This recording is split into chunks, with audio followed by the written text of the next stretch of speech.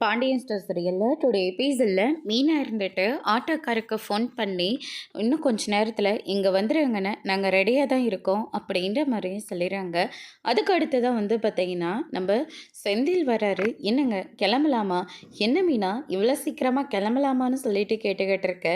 ஆஃபீஸ்க்கு இவ்வளோ நேரத்துக்கெலாம் போயிட்டு என்ன செய்ய போகிறோம்? இன்னும் கொஞ்சம் நேரம் ஆகட்டுமே, ஆஃபீஸ்க்கு லேட்டாக தான் போகிறோம், ஆனால் அதுக்கு முன்னாடி உங்கள் வீட்டுக்கு போகிறோம்ல அப்படின்ற மாதிரி சொல்கிறாங்க.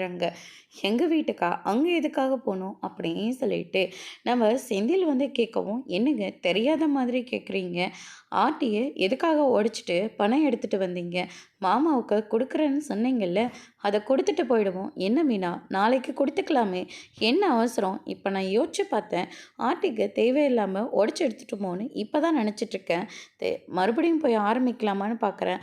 சரி, அது மட்டும் இல்லை, மாமா ஏதோ ஒரு வீடு விலைக்கு வருதுன்னு சொன்னார்ல, பேசாமல் அந்த வீட்டுக்காக பணத்தை கொடுத்துருவோமே, நமக்கு யார் கொடுக்கறதுக்காக இருக்கா அப்படின்னு சொல்லிட்டு செந்தில் கேட்கவும், நீங்கள் சொல்கிற மாதிரி நமக்கு பணம் கொடுக்கறதுக்கு யாரும் இல்லை தான், அதுக்காக கடத்தை அப்படியே வச்சுட்டு மேலும் மேலும் கடனை சேர்க்க முடியாதுல்ல, அதனால தான் நான் சொல்ல வரேன், வேலை வாங்கின அடுத்த இதிலே வீடு வாங்கணும்னு எந்த அவசியம் இல்லை, படிப்படியாக தான் முன்னேறி போக முடியும். ஸ்ட்ரைட்டாக போயிட்டு மேலே உட்காந்துக்கிட்டு கீழே எட்டி பார்த்தா கீழே என்னைக்காவது ஒரு நாள் விழுற போது, ஐயோ அப்போவே கொஞ்சம் கொஞ்சமாக சேர்த்து வச்சுருந்தா ஆயிருந்திருக்குமே, தெரியாத தனமாக மேலே ஏறி உட்காந்துட்டோமே அப்படின்னு சொல்லிட்டு அன்னைக்கு வருத்தப்பட்டு எந்த ஒரு பிரயோஜனமும் கிடையாது.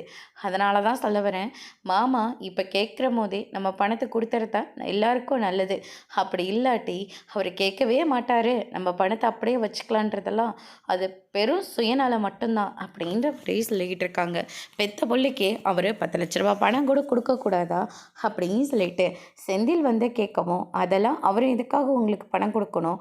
அவரே நிலத்தை வைத்து தானே உங்களுக்கு பணத்தை கொடுத்தாரு. ஆனால் வாயை வச்சுட்டு சும்மா இருக்காமல் அவர்கிட்ட இது அது என்ன ரூல்ஸ் பேசுனீங்கள, இப்போ நீங்கள் கஷ்டப்பட்டு தான் ஆகணும் அப்படின்ற மாதிரி சொல்லிடுறாங்க. அதுக்கு அடுத்ததாக, சரி மீனா, ஆஃபீஸ்க்கு டைம் ஆகுது, வேணா நாளைக்கு கொடுத்துக்கலாமே, அப்படி இல்லாட்டி சாயந்தரம் போயிட்டு வருவோமே அப்படின்ற மாதிரி சொல்கிறாங்க. வேண்டவே வேண்டாம், கையில் பணத்தை வச்சுருக்கிறது ரொம்ப பெரிய ரிஸ்க்கு, அதனால் பணத்தை கொடுத்துறதா உங்களுக்கும் நல்லது, அவருக்கும் நல்லது அப்படின்ற மாதிரி மீனை சொல்லிட்டு நேராக அவங்களோட வீட்டுக்கு கூட்டிகிட்டு போகிறாங்க. அங்கே பார்த்தீங்கன்னா பாண்டியன் ஹோட்டலில் வாங்கிட்டு தனியாக உட்காந்து சாப்பிட்டுட்ருக்காரு.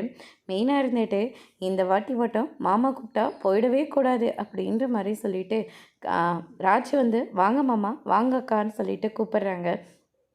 அதுக்கு அடுத்து தான் உங்ககிட்ட போகலான்னு பார்த்துக்கிறதுக்குள்ள பாண்டியன் இருந்துட்டு, வாப்பா மீனா அப்படின்ற மாதிரி சொல்கிறாங்க.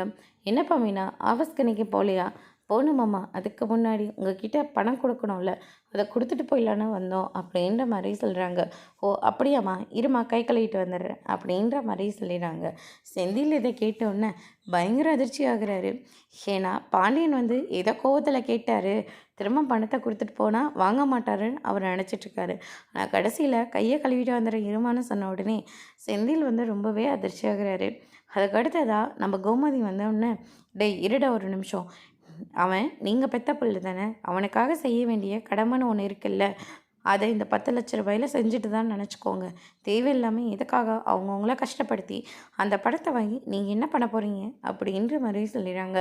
அதுக்கு அடுத்ததாக, நீ குடும்பம் வீணா அப்படின்னு சொல்லிட்டு பணத்தை வாங்கிக்கிறாங்க. ஒருத்தன் ரோஷப்பட்டு பணத்தை கொடுத்துட்டான், நீ எப்போ கொடுக்கலான்ருக்க அப்படின்னு சொல்லிட்டு கதிரை பார்த்து கேட்கவும், 2 மாதம் டைம் கொடுத்துருக்கீங்கள, அதுக்குள்ளே நான் கொடுத்துட்றேன் அப்படின்னு சொல்லிட்டு நம்ம கதிர் சொல்லிடுறாங்க. அதுக்கு அடுத்ததாக பார்த்திங்கன்னா, உன்னை யாரும் அவசரப்பட சொன்னது? எல்லாத்துக்கும் காரணம் இவ மட்டும்தாம்மா, இவளால் தான் இப்போ நான் பணமே கொடுத்தேன், தேவையில்லாமல் இவ டார்ச்சல் தாங்க முடியாமல் தான் அப்படின்ற மாதிரி சொல்லிக்கிட்டு இருக்காங்க. என்னடி இதெல்லாம் எல்லாம் உங்களுக்காக தான் அத்தை, எனக்காகவா? நீங்கள் சொன்னதுனால தான். நான் என்னடி சொன்னேன்? முட்டை குழம்பும் பாயமும் வைக்கிறதா சொன்னீங்கல்ல, அதுக்காக தான் இந்த பணத்தை கொண்டு கொடுத்தேன் அப்படின்ற மாதிரி சொல்கிறாங்க. ஏண்டி, ஹோட்டலில் வாங்கி சாப்பிட்ருந்தா கூட 100 ரூபாய்க்கு மேலே ஆயிருக்காது, ஆனால் இங்கே சாப்பிட்றதுக்காக 10 லட்ச ரூபா பணத்தை தூக்கி கொடுக்க வச்சிட்டேடி அப்படின்னு சொல்லிட்டு செந்தில் திட்டிட்டு அங்கேருந்து கிளம்பிடுறாங்க. என்ன நீங்கள் இப்படி இருக்கீங்க, என்னமோ தெரியல, இப்போ சாப்பாட்டை பார்த்தா மட்டும் அப்படியே வீக்னஸ் ஆயிடுறேன் அப்படின்னு சொல்லிட்டு மீனா சொல்லிக்கிட்டு இருக்காங்க. நாங்கள் பணம் கொடுத்துட்டு உங்களையும் கஷ்டப்படுத்திட்டோமே, அதெல்லாம் ஒன்றும் இல்லை, நீ வீடுங்க பார்த்துக்கலாம் அப்படின்ற மாதிரி கதிர் சொல்லிடுறாங்க.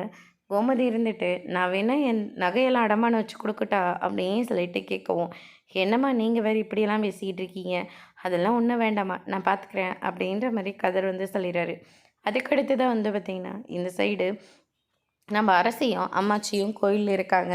சாமி கும்பிட்டுட்டு உட்காந்துக்கிட்டு இருக்கும்போது, "என்னம்மாச்சி, நானும் பார்த்துக்கிட்டே இருக்கேன். வெளிய வெளிய பார்த்துட்ருக்கீங்க. யார பார்க்குறீங்க?" அப்படின்னு சொல்லிட்டு கேட்கவும், "கோயிலுக்கு ஒருத்தர வர சொல்லியிருந்தேன். வந்துட்டாரான்னு சொல்லி பார்த்துட்ருக்கேன்." அப்படின்ற மாரி சொல்கிறாங்க.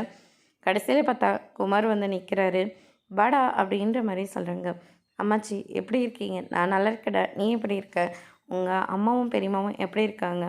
"எங்க அம்மாச்சி உங்கள நெனப்பாவே இருக்காங்க. ரொம்ப பாசக்கார பிள்ளைங்க. உங்க அப்பனங்க மாரிலாம் அவளுங்க இல்ல." அப்படின்ற மாரி சொல்லிட்டுருக்காங்க. "அங்க போறது தர்மகர்த்தா தானே. அவர்கிட்ட ஒரு பூஜை விஷயமா பேசணும். நான் போய் பேசிட்டு வரேன். நீங்க 2 பேரும் உட்காந்து பேசுங்க." "என்னம்மாச்சி இவர்கிட்ட போய் தனியா விட்டுட்டு போறீங்க?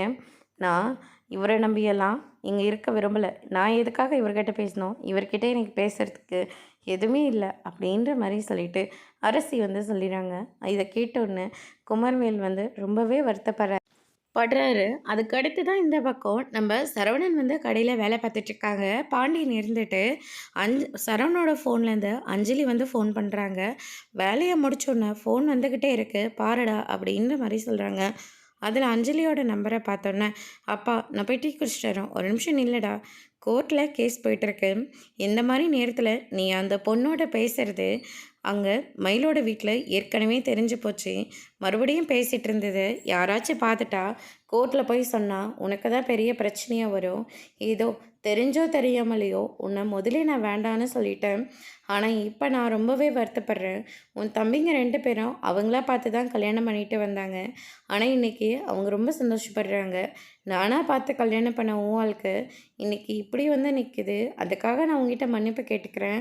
ஆனா உனக்கு அந்த பொண்ண பிடிச்சிருந்ததுன்னா கொஞ்சம் வெயிட் பண்ணு. உடனே டக்கு டக்குன்னு முடிவெடுக்காத. ஏன்னா நீங்க 2 பேருமே வாழ்க்கையில ரொம்பவே அடிபட்டுட்டீங்க. அதனால கொஞ்சம் பொறுமையா இருங்க." அப்படின்ற மாரி சொல்லிறாங்க. அதுவரைக்கும் அந்த பொண்ண பார்த்துறது, பேசுறது இதெல்லாம் ஒண்ணும் வேண்டாம் அப்படின்ற மாரி பாண்டியன் வந்து அட்வைஸ் பண்றாங்க. "ஏதோ டீ குடிக்கிறதா சொன்னேன்ல, போய் குடிச்சிட்டு வா போ" அப்படின்ற மாரி சொல்லி விட்டுர்றாரு.